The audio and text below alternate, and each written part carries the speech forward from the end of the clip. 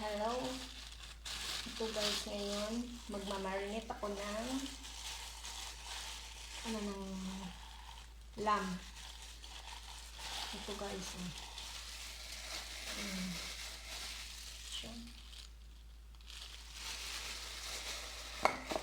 Marinate ko to para mamayang gabi.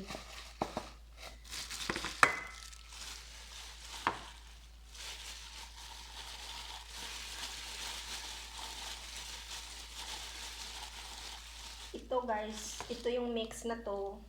Ano to, ng coriander seeds, fennel seeds, tapos peppercorn at garlic. Inano ko siya, rinosted ko muna yung garlic at peppercorn at ano din ang coriander seeds at fennel seeds. Ano ko siya muna, rinosted, tapos grind. At nilagyan ko ng finely chopped na rosemary at thyme leaves. Ito, at nag-add din ako ng konting salt. I add a little bit of salt into this. So, mamayang gabi ito guys, namin sapunan. So, i-ready ko na siya para lulutuin ko na lang mamaya.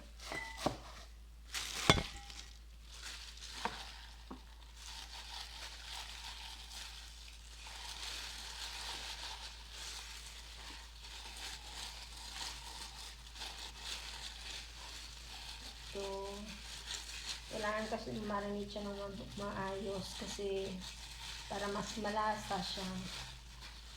Alam ko naman ito kung gagawin ito, i-grill naman namin. Kasi mas masarap yung lamb na i-grill kaysa sa ibang luto.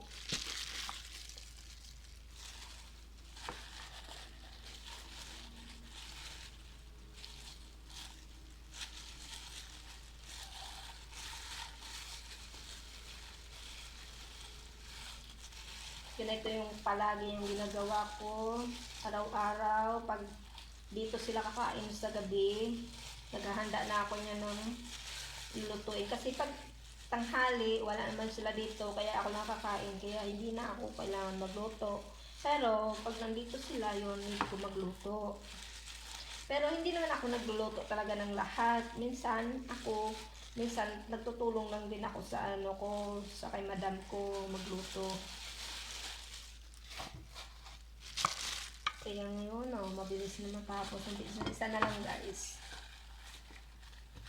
Pagkatapos nito, wala pala ako. Hindi pa ako nakakakain. Kasi ayaw ko kasi na kumain na hindi pa tapos yung trabaho ko. Gusto ko matapos muna bago kumain. Kasi tinatamad na ako tamad na ako magtrabaho. Pag umpisa na ako makaupo, tamad na ako. Parang ayaw ko nang kumilos.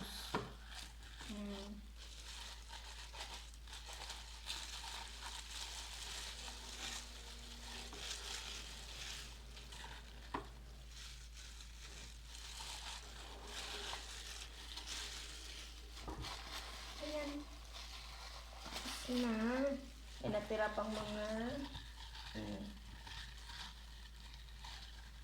ilalagay ko to sa iba na konti lang nalagay ko.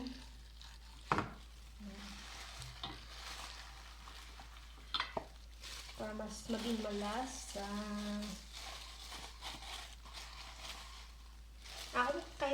Ako guys, gustong gusto ko to na i-grill talaga.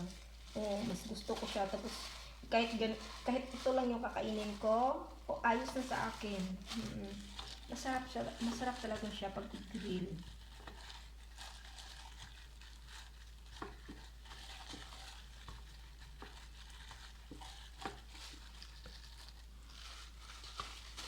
Sayang kasi.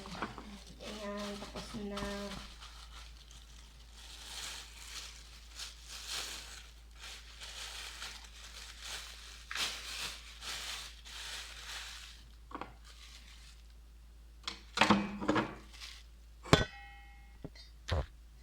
At ito na nga guys, ito na siya. Yan, kalagay na. Tinatakpan ko na siya at ilagay sa fridge.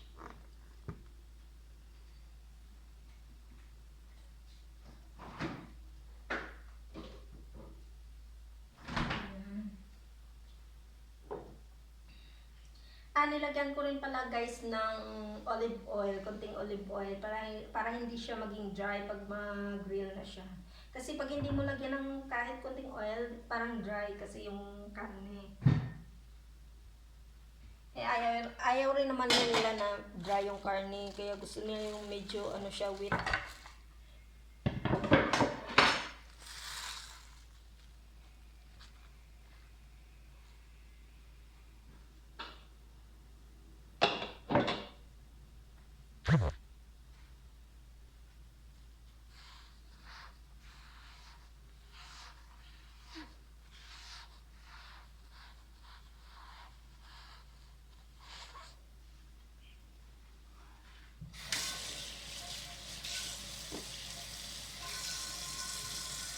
Nakakapagod. Ganito talaga guys, pag OFW ka, obligado ka talaga gumawa ng mga trabaho. Hindi pwede na magpahinga. Pahinga rin, pero konti lang. Pero kung pagod ka na, hindi pwede na katulad sa ating bahay na kung pagod tayo, pwede tayo magpahinga kahit saglit. Dito, hindi pwede. Kailangan natin magtrabaho. Okay guys, bye-bye!